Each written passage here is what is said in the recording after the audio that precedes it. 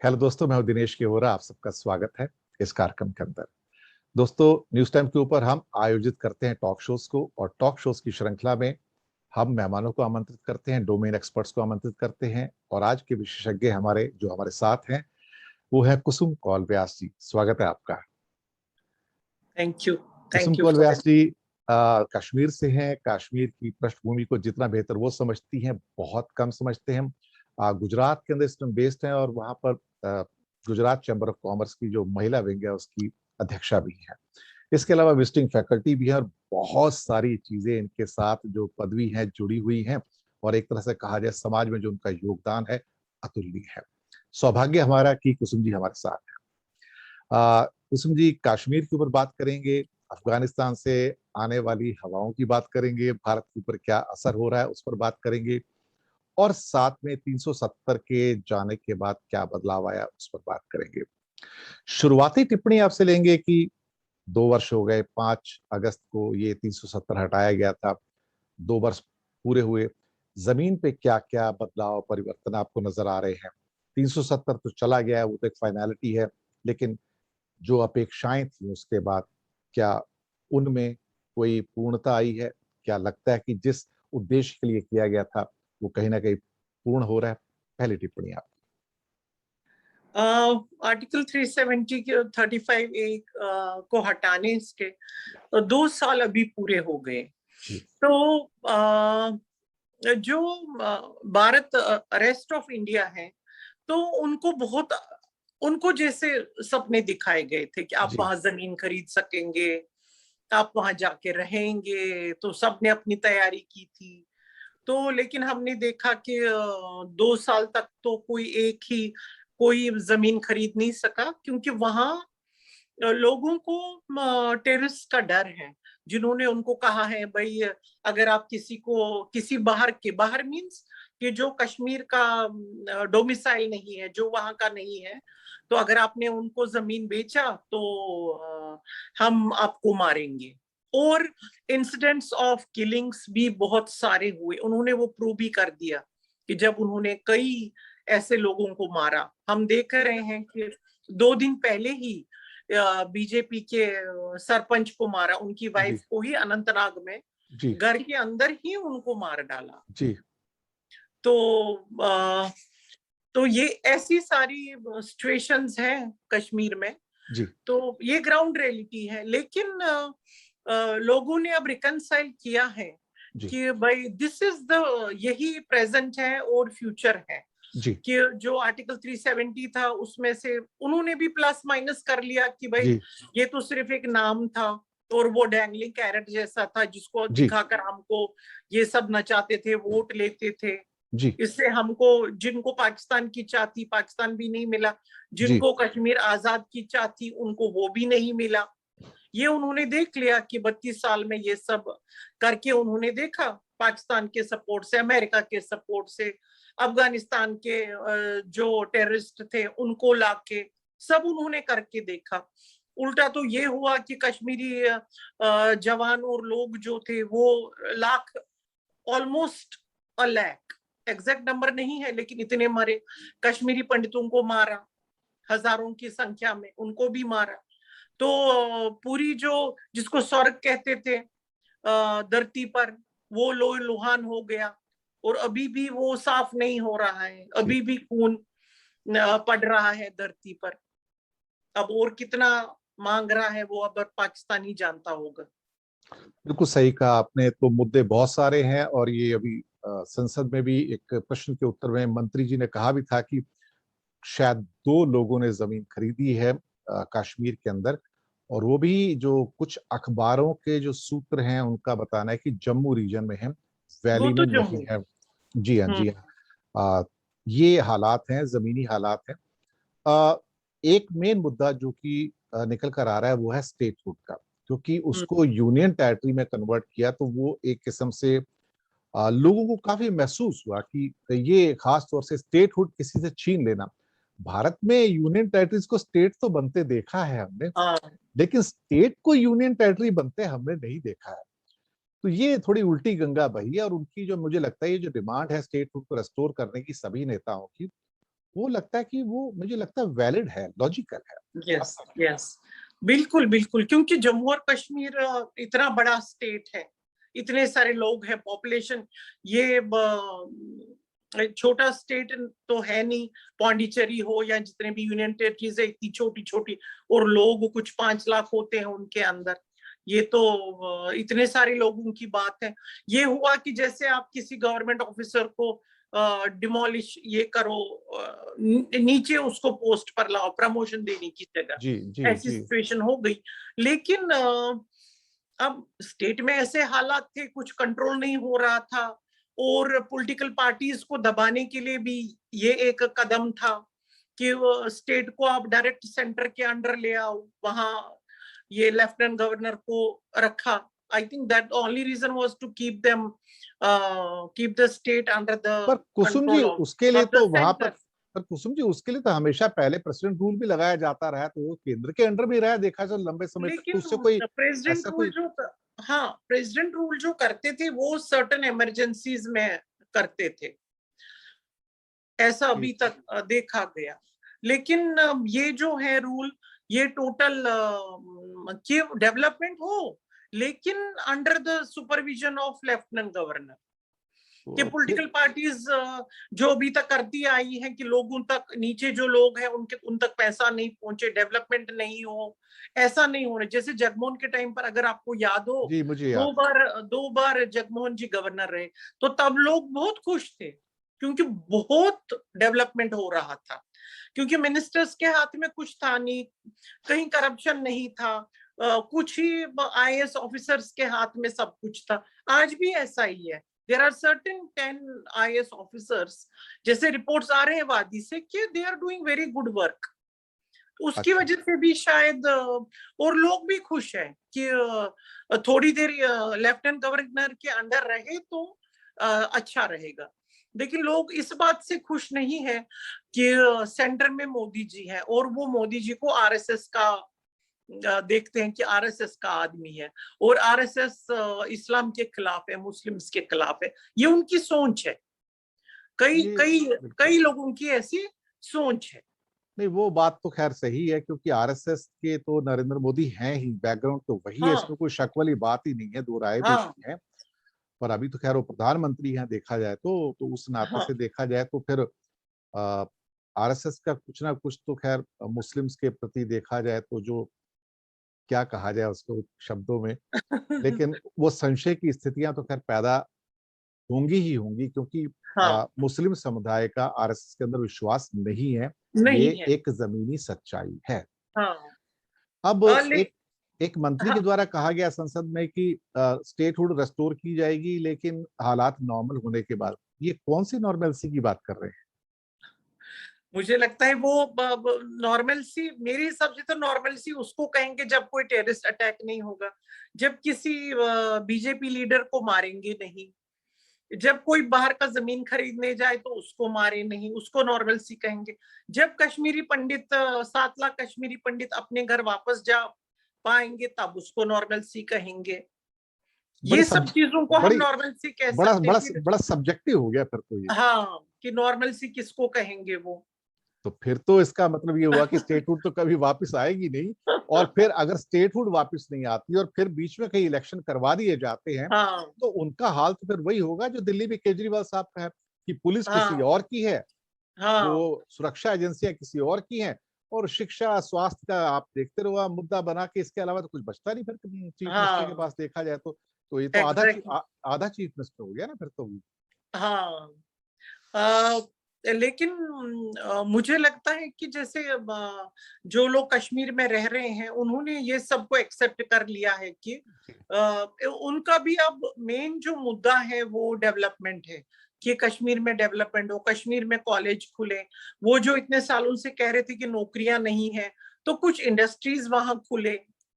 तो हम भी ट्राई कर रहे हैं कि Gujarat chamber of commerce through Srinagar delegation जाए, जो गुजरात के बड़े बिजनेसमैन है वो वहां जाए, तो कश्मीर के गवर्नमेंट से मिले, तो वहां कुछ नया शुरू करें, जो भी इंडस्ट्रीज वहां के क्लाइमेट को सूट करती हो, वहां के टेरेन को सूट करे, जैसे आईटी है, बहुत सारे हैं जो वहां सूट कर सकते हैं वहां के क्लाइमेट को। तो ऐसा कुछ बड़ा बड़ा ले आए गवर्नमेंट वहां, तो एक बम जैसा हो जाएगा कि यूथ्स को जॉब मिलेगी।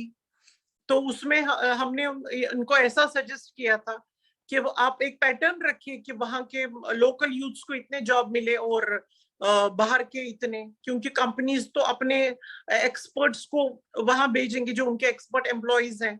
चलिए उनको 30% ले तो 70% वहां लोकल्स को ले, और 10% वो कश्मीरी पंडित्स के लिए रिजर्वेशन रखे। तो एक बैलेंस जैसा हो जाएगा, वहां एक हार्मनी जैसी हो जाएगी जॉब्स के अंदर भी, और कंपनीज को थोड़ा एक प्रोत्साहन मिलेगा कि भाई चलो हम भी वहां सेटअप करें और सेफ्टी और सिक्योरिटी हमको रहेगी। आई थिंक बाहर की कंपनीज को ये बड़ा प्रॉब्लम है कि वहां सेफ्टी सिक्योरिटी कैसी रहेगी, जिसकी एश्योरेंस उनको अभी कोई नहीं दे पा रहा है। और हमने देखा कि 2 साल में कभी कोई ऐसा हुआ नहीं कि कोई बड़ी वहां कंपनी सेटअप हुई हो या कोई बड़ा बिजनेस सेटअप हुआ हो। हमारा मानना ये है कि कुछ सूत्रों से हमारी बात हुई तो इंडस्ट्री के अंदर बहुत सारे एप्रीहेंशंस हैं वैली में जाने के लिए। और वो उन एप्रीहेंशंस के चलते वहां पर बड़ी संख्या में इन्वेस्टमेंट करने को तैयार नहीं है, क्योंकि उन्हें नहीं मालूम कि वो इन्वेस्टमेंट कब एक डेड इन्वेस्टमेंट में बदल जाए। एग्जैक्टली वो जो एक डर है अंदर, जब तक वो नहीं जाएगा तो इंडस्ट्री कभी भी अनसेफ एनवायरनमेंट में जाके ऑपरेट नहीं करती है। क्योंकि इन्हीं कारणों की वजह से आप देखेंगे कि विंध्या के नीचे, विंध्याचल पर्वत के नीचे जो हमारा वेस्टर्न इंडिया है या साउथ इंडिया, वहां पे इंडस्ट्री भारी मात्रा में है। क्योंकि ये देखा जाए तो पीसफुल स्टेट्स हैं, जहां पीस प्रिवेल होगी वहां पे इंडस्ट्री सबसे पहले जाती है। भले ही बाकी समस्या होंगी, निपट लेंगे, लेकिन पीसफुल एनवायरनमेंट की जरूरत होती है। हाल ही में प्रधानमंत्री जी ने एक टी पार्टी भी बुलाई थी, चाय कॉफी पे कश्मीर के नेताओं को बुलाया था, और उन नेताओं को बुलाया था जिन्हें उन्होंने गिरफ्तार करके अंदर किया हुआ था या नजरबंद किया हुआ था, जो भी कह लें आप, है तो गिरफ्तारी। और उमर अब्दुल्ला साहब का भी एक इंटरव्यू आया था जहां उन्होंने कहा था कि मुझे तो शुरुआत के कई हफ्तों में तो ना अखबार था ना टीवी था, कुछ भी नहीं था। तो उनसे कुछ कहा गया कि क्या आप पीछे को भूलकर आप आगे देख सकते हैं? तो उन्होंने कहा कि भूलना इतना आसान होता तो बात ही क्या थी। भूलना तो इतना आसान नहीं है। एक ही दिन में आप कहते हैं कि आप सब कुछ भूल जाइए और नई शुरुआत कीजिए, तो ठीक है, नई शुरुआत तो कीजिए, लेकिन बात उस टी पार्टी से आगे बढ़ती हुई नजर आती नहीं है जहां दिल्ली से दूरी और दिल की दूरी की बात की गई थी। तो फिलहाल केंद्र सरकार किसी भी रूप में मुझे श्रीनगर जाती हुई नजर नहीं आती, कदम आगे बढ़ता हुआ नजर नहीं आता, ना ही उसके बाद कोई स्टेप लिया गया है कंक्रीट रूप से कहा जाए तो। एक मैं पहले एक बात करना चाहती हूँ कि अगर आपने देखा हो तो 15 अगस्त की तैयारी में पूरा लाल चौक तिरंगे में लिपटा हुआ है। वहां की लाइट्स आप देखेंगे कि तिरंगे में है, और वहां जितनी भी गवर्नमेंट की बिल्डिंग्स हैं उन सब पर तिरंगा चढ़ाया गया, और ये पिछले 30 साल में पहली बार हुआ जी। दूसरा, ये एक पॉजिटिव है, भले वो मतलब उन्होंने किया गवर्नमेंट के थ्रू, लेकिन किया। दूसरा, पिछले 32 सालों में जो बच्चे हुए, 2 जनरेशन स्कूलों की हुई जी, उनको पता ही नहीं है जनगण मन क्या है। दे डिड नॉट नो कि हमारा ये सॉन्ग है। तो पहली बार उन्होंने गाया, पहली बार टीचरों ने सीखा और स्टूडेंट्स को सिखाया। स्कूल्स, कॉलेजेस और यूनिवर्सिटीज में आजकल वहां टीचर भी सीख रहे हैं और स्टूडेंट भी सीख रहे हैं जनगण मन। और आप देखेंगे 15 अगस्त को सब ये गाएंगे और तिरंगा फहराएंगे। ये एक पॉजिटिव चेंज है कश्मीर में। ऑफ कोर्स पहले तो थोड़ा वो, क्योंकि वो गवर्नमेंट जॉब्स कर रहे हैं इसलिए उनको करना पड़ेगा, लेकिन धीरे धीरे उनको आदत पड़ जाएगी कि we are part of India और हमको ऐसा करना पड़ेगा। ये एक अच्छी निशानी मुझे वहां से दिख रही है, and I am pleased at that. जी, चलिए, अच्छी बात है। अगर वहां पे खुशहाली आती है तो शायद हमसे खुश कोई नहीं होगा, क्योंकि हमारी भी रूट्स कहीं ना कहीं उसी जमीन से जुड़ी हुई है। एग्जैक्टली। तो अब बात आते हैं अफगानिस्तान की। कहीं ना कहीं शायद प्रधानमंत्री की बातचीत के तार अफगानिस्तान से इमर्ज होते हुए सिनेरियो के साथ भी जुड़ी हुई है। अब चाहे उसे सीधे रूप में सरकार स्वीकार करे या ना करे, पर कहीं ना कहीं परिस्थितियां गंभीर होती जा रही हैं और पाकिस्तान और तालिबान एक साथ मिलकर अफगान फोर्सेस के साथ देखा जाए तो सब कुछ वहां काम कर रहे हैं। और अब अफगान फोर्सेस ऑलमोस्ट खत्म होती जा रही हैं, एक के बाद एक जो टाउन्स हैं उनके, चाहे आज हेरात भी गया, कंधार भी ऑलमोस्ट गॉन है, इसके साथ नॉर्थ में मजार शरीफ भी जा चुका है, जलालाबाद जो पाकिस्तान बॉर्डर के पास है वो भी ऑलमोस्ट खत्म है। अब कुछ बचा नहीं है सिवाय इसके कि और 30-40 दिन की बात है, ये अब 2-3 महीने की बात होगी जिसके अंदर कहा जाए तो शायद उनका कब्जा अपने आप में पूर्ण हो जाए। इन हालात में भारत कहाँ खड़ा है? इंडिया को ऑलरेडी अफगानिस्तान छोड़ देना पड़ा है अंडर प्रेशर। और मैं एक शब्द का उपयोग कर रहा था कुसुम जी, जिसका नाम है, एक नया क्वेड आया है जिसको बाद में अखबारों ने पिकअप कर लिया है। ये क्वेड है रशिया, चाइना, पाकिस्तान और ईरान का। और ये क्वेड नहीं चाहता कि भारत की कोई प्रेजेंस अफगानिस्तान में हो, और एक तरह से ये इनकी सबका एक एक्सटेंडेड प्ले ग्राउंड होगा ये। और चाइना ने ऑलरेडी एश्योरेंस ले लिया है, अमेरिका एश्योरेंस लेके बाहर निकला है तालिबान के साथ में। कहीं ना कहीं भारत के लिए समस्या बड़ी विकट है।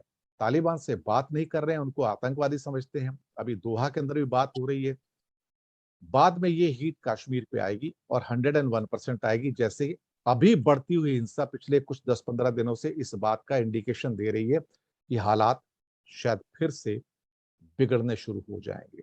आप इसको किस रूप में देखते हैं? अफगानिस्तान है ना, इंडिया के लिए अब दोधारी तलवार हो गई है जी। ना। इंडिया अफगानिस्तान को छोड़ सकता है, ना तालिबानों को कंटिन्यू करने दे सकता है।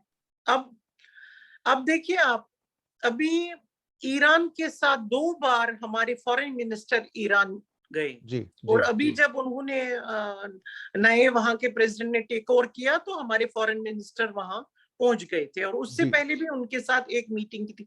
लेकिन बीच में अमेरिका की वजह से, under the pressure of America, India ने ईरान के साथ रिलेशंस कम कर दिए थे, जिससे हमारे ऑयल पर असर पड़ी।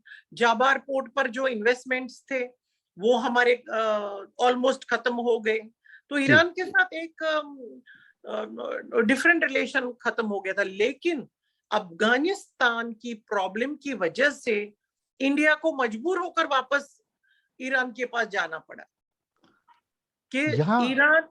हाँ, आपकी बात सही है। ईरान तो वहां पे बहुत समस्या आई भारत के लिए। चबहार से भी एक तरह से बाहर जाने का नंबर आ रहा है, रेलवे प्रोजेक्ट से पहले ही बाहर निकाल दिया गया था। अल्टीमेटली दिशा क्या होगी? हम अफगानिस्तान को डील कैसे कर रहे हैं? क्या हमारी फॉरेन मिनिस्ट्री पैनिक में है, उन्हें नहीं पता क्या करना है? ये पैनिक में तो है ही, क्योंकि इंडिया, चाइना ने इंडिया को चारों तरफ से घेर लिया है।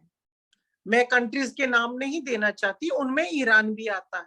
नहीं, बिल्कुल लीजिए, नाम लीजिए। हाँ? कोई दिक्कत नहीं है, इसमें ले सकते हैं। नहीं, जैसे हम ये string of pearls Nepal policy देखिए, है। श्रीलंका देखिए, बांग्लादेश देखिए, म्यांमार देखिए, एक्सेप्ट फॉर भूटान, हर जगह चाइना की इन्वेस्टमेंट्स हैं। और आपने देखा कि श्रीलंका में अब वो रोड के नाम भी रख रहे हैं चाइना के नामों पर। और अभी अगर आपने देखा, वहां का एक कॉइन उन्होंने इश्यू किया, श्रीलंकन गवर्नमेंट ने, उस पर उन्होंने चाइनीज में लिखा और चाइना के प्रेसिडेंट की एक तरफ पिक्चर लगाई। इससे अब हम अंदाजा लगा सकते हैं कि चाइना का कितना कंट्रोल है श्रीलंका में। अब वही चाइना ऑलरेडी पहुंच चुका है ईरान में। ईरान के अंदर जब कुसुम जी, अमेरिका ने, मैं आपको बात बताऊं दर्शक मित्रों, क्योंकि मैंने काफी आर्टिकल लिखे हैं। स्ट्रिंग ऑफ पर्ल्स पॉलिसी है जो चाइना की है, जहां इंडिया को चारों ओर से घेरना है। म्यांमार उनके कब्जे में है, बांग्लादेश आधा उनके कब्जे में है, नीचे श्रीलंका पूरा कब्जे में है। हामनटोटा पोर्ट उनके पास 100 साल के लिए आ चुका है। मालदीव बड़ी मुश्किल से उनके हाथ से निकला, उसके बाद पाकिस्तान ऑलरेडी उनके पास था। नेपाल भी उनके पाले में चला गया, ऊपर से नॉर्दर्न टेरिटरी में। इधर से जो अफगानिस्तान बचा हुआ था, अब वो भी चाइना के पाले में गया, और ईरान भी चाइना के पाले में गया। अल्टीमेटली हम अपने घर में चारों साइड से घिर चुके हैं। और जो समस्या थोड़ा समय पहले तक कश्मीर में लग रही थी शायद दब जाए, अब वो चाइनीज प्रेशर के अंतर्गत जो अफगानिस्तान से निकल के, क्योंकि वहां तालिबान के साथ पाकिस्तान की सेनाएं लड़ रही हैं ऑलरेडी और हजारों में हैं, अब वो सारा प्रेशर यहां पर आएगा ही आएगा। अल्टीमेटली एम वही है कि कश्मीर को डिस्टेबलाइज करना ही करना है। ये मुझे बिल्कुल। डर है। यहाँ पे भारत यस, पैनिक में है, बहुत ज्यादा पैनिक है। बहुत ज्यादा पैनिक में है, क्योंकि वहां उन्होंने ऑलरेडी कंट्रोल कर लिया अफगानिस्तान को। अब उनको वहां कुछ काम रहेगा नहीं, तो पाकिस्तान उनको यूज करेगा कश्मीर में, तो फिर से वही सिचुएशन हो जाएगी कश्मीर में। और लोकल लोकल कश्मीरीज के लिए भी एक डिफिकल्ट सिचुएशन हो जाएगी। एक आर्मी के लिए तो है ही, इंडियन गवर्नमेंट के लिए तो है ही, लेकिन कश्मीरियों के लिए भी ये डिफिकल्ट सिचुएशन है कि जब एक अफगानी आएगा और उनको अपने घर में शरण मांगेगा तो उसको देनी ही पड़ेगी, और वो फिर किस किस चीज की डिमांड करे वो किसी को पता नहीं है। उस वक्त तो और भी ज्यादा सिचुएशन खराब हो जाएगी। इसलिए चाइना के साथ हम अमेरिका के प्रेशर में आके नहीं, we can not fight them. उनको अपने अपने साथ तो हमको लेना ही पड़ेगा चाइना को। As a foreign policy we have to take them along, क्योंकि पहले सिर्फ हम पाकिस्तान को देखते थे कि वो इंस्टिगेट कर रहे हैं कश्मीरियों को, लेकिन अब China is doing the same thing.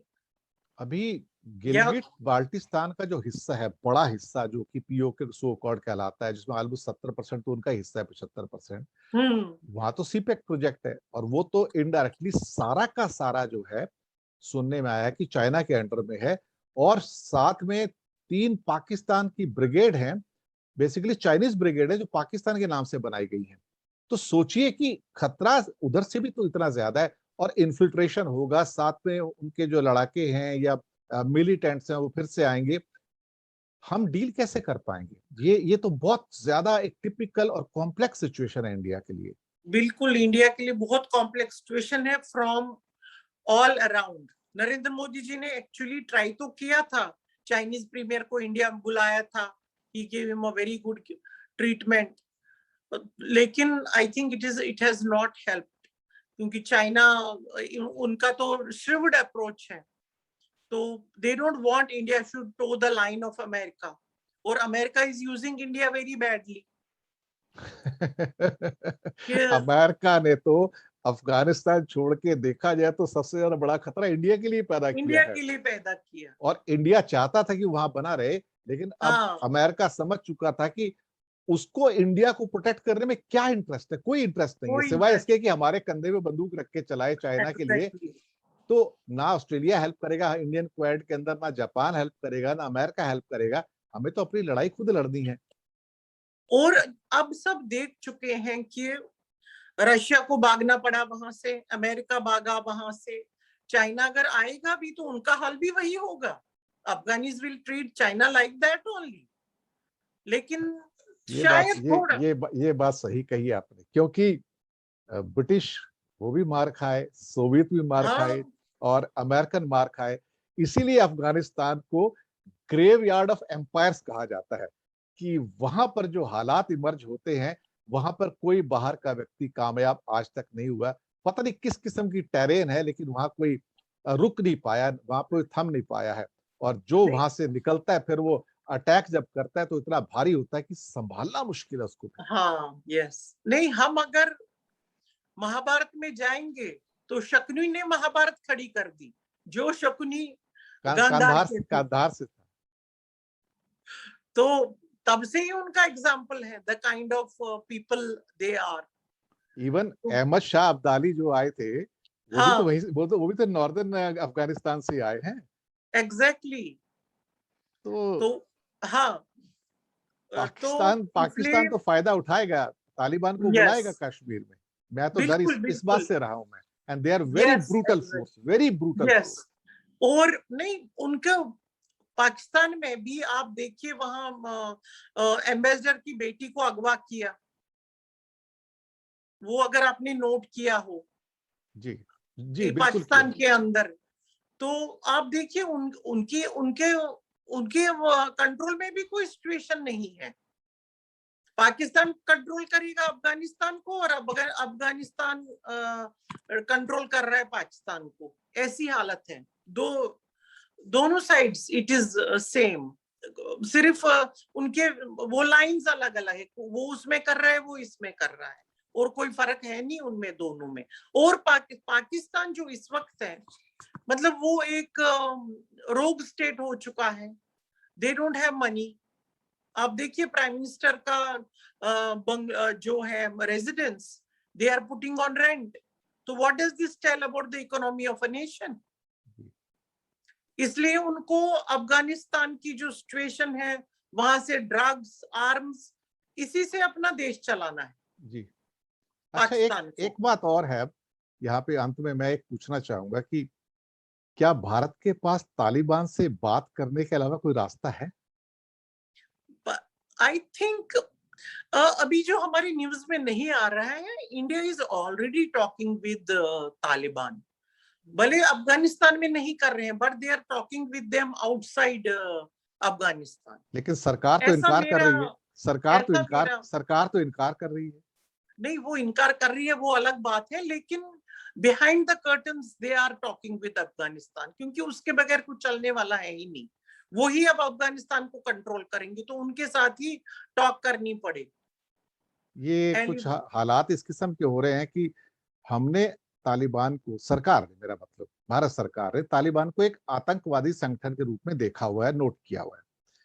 लेकिन जब कोई संगठन देश का मुखिया बन बैठे तो फिर आपके पास बात करने के अलावा क्या रास्ता बचता है अल्टीमेटली? नहीं, कोई रास्ता नहीं है। They have to talk to them. और मुझे लगता है इंडिया ने they are talking with certain nations, जिसमें अमेरिका भी है, ब्रिटेन भी है, कनाडा भी है, टू उनके साथ एक रास्ता खड़ा करने के लिए। I think India is doing that, क्योंकि उसके सिवा तो कुछ कोई और रास्ता है ही नहीं। मुझे लगता है कि इसमें भारत की विदेश नीति में एक चीज हो सकती है जो मुझे थोड़ा लगता है कि सरकार में मैं भी रहा हूं, कि जो भारत ने एक और रॉक स्टेट आया है जिसका नाम है नॉर्थ कोरिया, और भारत की वहां एम्बेसी है, मैं आपको बताऊं। हाँ। भारत के उनके साथ संबंध हैं, और वहां भी आधी चीजें हिडन है, मैं आपको बता दूं जो चीजें। और बहुत सारे देश भारत की तब मदद लेते हैं कि नॉर्थ कोरिया से बात करनी तो गो वाया इंडिया, तो they can talk to those people actually. क्या कोई ऐसा एक सिस्टम या एक रेप्लिकेट किया जा सकता है अफगानिस्तान के साथ?